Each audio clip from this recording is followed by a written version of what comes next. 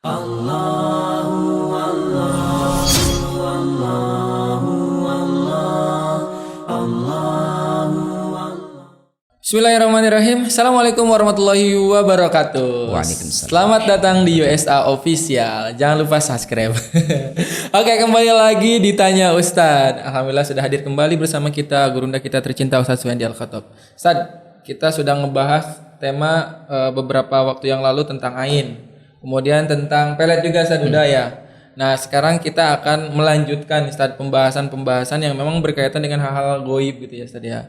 Nah, ini ada pertanyaan nih Ustadz dari jamaah terkait tentang kesialan rumah. Oke. Mungkin pembukanya gini Ustadz. Kan kita sama-sama tahu Ustadz ya, ada jin, ada syaitan gitu ya yang senantiasa menggoda manusia maupun di rumah-rumah kita nih Ustadz. Nah, kira-kira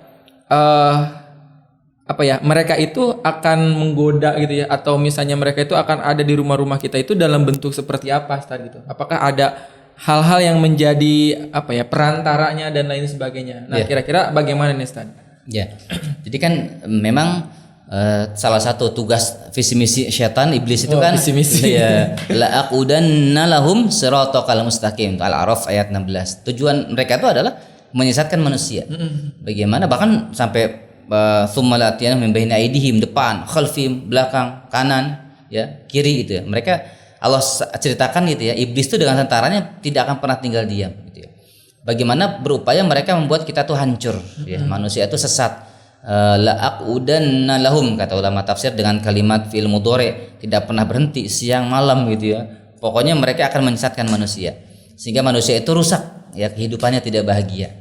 Dan salah satu yang mereka rusak itu keluarga, dan keluarga nggak lepas dari rumah. Dan di rumah kita itu kadang-kadang banyak ya tempat-tempat tinggal mereka yang kadang-kadang kita tempat tinggal. Iya, sadari. Jadi mereka di rumah kita dong tadi. Iya dong. Nah, itu gimana Tidur bobo di situ. Nah, itu tempat tinggal di rumah kita itu mereka biasanya di mana aja nih Ustaz? Iya. Jadi memang di dalam rumah itu kan biasa di antara sebagian masyarakat kita itu menganggap sepele mereka menyimpan patung-patung. Patung.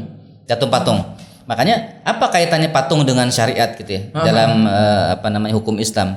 Jelaskan Rasulullah menyampaikan la tadkhul malaikah ya baitan, tidak mungkin malaikat tidak masuk ke dalam rumah yang fihi kalbun wala suratun atau tamathil dalam hadis yang lain. Itu malaikat tidak akan masuk ya ke dalam rumah yang ada anjingnya, kalbun. Ya. Kemudian ya gambar-gambar lukisan makhluk hidup ya. Kemudian patung-patung. Oh, jadi wajar kalau akhirnya rumah itu nggak ada keberkahan berarti ya Ustaz. Keberkahan. Kalau malaikat nggak masuk, yang masuk siapa pertanyaan? Syaitan. Iya, syaitan. Dan syaitan berkembang biak di situ. Dia kawin di situ mungkin ya, wallahu alam ya. Sehingga nanti bukan hanya ketika ada patung kemudian ada jin tinggal di situ, bukan. Tapi itu ma'isyatan donka, menyebabkan kehidupan yang sempit. Anak susah diatur, terjadi perceraian. Ini apalagi diimbangi dengan pengalaman saya pribadi, datang hadir ya home visit gitu ya, ke rumah-rumah gitu ya, home visit ke beberapa rumah-rumah, kita observasi itu rata-rata yang mohon maaf ya Kang Rena, yang terjadi perceraian, depresi anaknya, kemudian apalagi selingkuh, berzina, kesulitan mendapatkan keturunan, malas ibadah, itu rata-rata rumahnya banyak patung. Nah, saat ini kan kalau misalnya berbicara tentang patung, pasti kan mungkin ada nggak sih definisi khususnya patung yang dimaksudkan di sini gitu ya? Patung yang akan menjadi penghalang para malaikat untuk berada di rumah kita itu patung yang seperti apa nih Ustaz gitu? Apakah kayak mainan anak-anak gitu kan, boneka, action figure mungkin Ustaz ya? Action figurnya segede kita alim gitu. Nah, itu apakah masuk kepada kategori yang dimaksudkan tadi nih Ustaz? Iya tadi. Memang jelas ya, ketika dikatakan patung itu adalah makhluk hidup ya yang bernyawa seperti manusia, orang, binatang gitu ya. Kemudian ada kepalanya. Ada dalam hadis yang lain sebutkan tidak dikatakan patung ketika tidak ada kepalanya. Jadi kalau mau nyimpan patung boleh nggak? Ayam-ayaman boleh, tapi jangan ada kepalanya gitu ya. Kepalanya dipotong. Iya, nambah takut juga nanti kan, nambah serem. Itu patung definisi. Nanti mungkin kita share juga ya di gambar gitu ya. Nanti ada beberapa bentuk patung-patung yang dimaksud patung. Kadang-kadang gini, banyak warga atau masyarakat mengundang kami, yang undang kita gitu ya ke rumah mereka.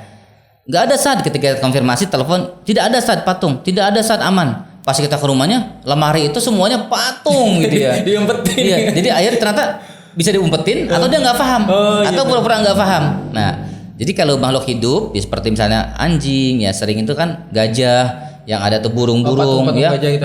bebek-bebekan Nah, gitu. kalau celengan Tad. Ya, kalau celengan mainan anak selama itu misalnya tidak dipajang, tidak dimuliakan, itu kalau main anak tidak masalah. Meskipun lebih baik celengannya jangan berbentuk binatang, gitu, yang lain saja. Tapi kalau dimain anak-anak, ya tidak dipajang, masukin box gitu ya, atau tempat khusus, itu nggak masalah. Action figure juga mainan anak nggak apa-apa. Tapi kalau action figure segede kita sama gitu ya, yang nggak mungkin dimain pakai tangan gitu ya, ya itu sudah sama bentuknya patung dan tidak dapat keberkahan. Malaikat tidak masuk, maka yang masuk setan. Udah la'aqudanna lahum siratal mustaqim. Malas ibadah, cerai kalau bisa, tafrik rumah tangga tuh udah nggak usah gabung. Anak juga usah diatur. Itu banyak dampak-dampak yang buruk sampai kepada penyakit-penyakit. Nah, ini sebenarnya menarik sekali ya. Selain dampak tadi kerusakan rumah tangga dalam psikologis gitu Ustaz. Nah, terhadap penyakit fisiknya ada nggak Ustaz yang memang ini dampaknya langsung gitu? Ya, sebetulnya nanti penyakit fisik itu kita akan bahas juga ya. Terkait penyakit macam-macamnya gitu ya. Memang ada dampaknya gitu. Karena tidak berkah. Kalau sudah tidak berkah macam-macam, bisa rumah tangga, bisa ke penyakit, bisa ke harta, ya, dan lain-lain. Nah, oke. Nah, jadi kalau misalnya begitu, rumah yang ideal nih Ustaz ya. Rumah yang ideal bagi seorang muslim itu yang seperti apa? Masya Allah. Barakallah dan karena dimudahkan ya. Luar biasa nih. Rumah yang ideal itu adalah rumah yang di sana fihi tuqra suratul Quran. Rumah yang dihidupkan di sana bacaan-bacaan ayat-ayat Al-Qur'an gitu.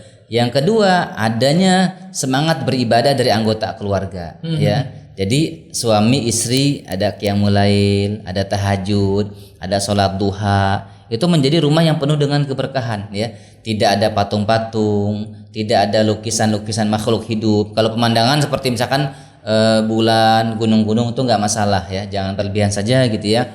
Bunga-bunga tidak masalah gitu ya. Tapi kalau seandainya tadi patung, foto-foto yang sudah meninggal, diusahakan baiknya tidak. Termasuk apalagi ada foto-foto yang kita tidak kenal siapa kepribadiannya, itu nggak usah. Kalau foto keluarga bagaimana?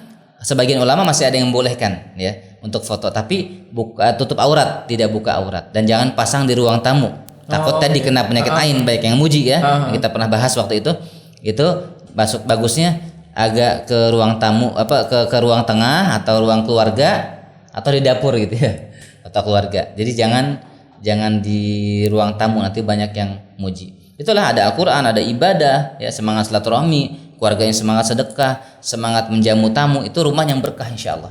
Oke. Nah, Ustaz, ini mungkin agak sedikit aja gitu kan, bukan patung. Nah, selain patung Ustaz di rumah kita, apakah pohon yang besar gitu ya, pohon yang rindang, pohon yang gelap-gelap itu bisa jadi salah satu tempat tinggalnya jin juga? Ya. Kalau dalam kitab Ruqyah Syariah kan tempat-tempat tinggal mereka tuh tempat-tempat tinggal yang kalau kita orang Sunda itu hiem, apa sih? Yang rada-rada enak singgah buat mereka, gelap gitu ya kan sukanya.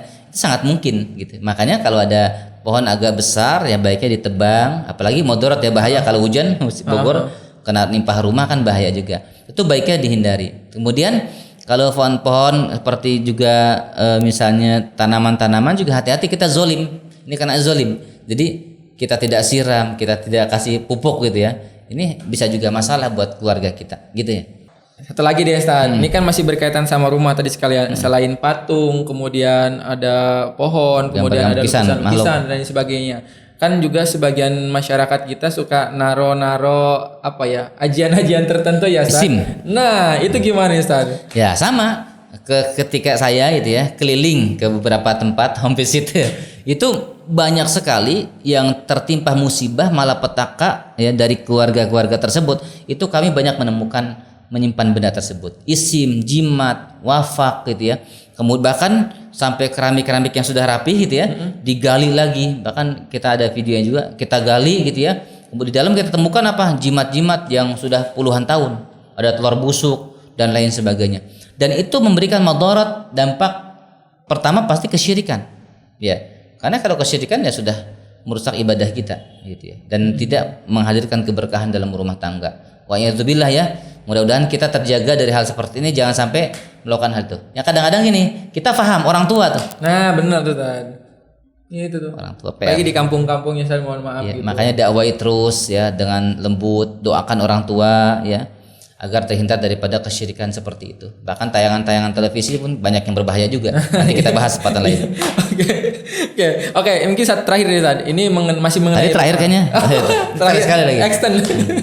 Yang terakhir mengenai rumah Tad. Selamatan rumah Tad. Kan di masyarakat kita nih. Iya, betul. Ya, ini kan masih mungkin khawatirnya masih ada keterkaitan ya Tad, dengan tadi keberkahan yang ingin kita capai. Selamatan rumah biasanya di tengah masyarakat kita kan suka macam-macam misalnya kadang diiniin pakai apa darah ayam dulu Iya. gitu kan. Selamatan atau mau bangun rumah?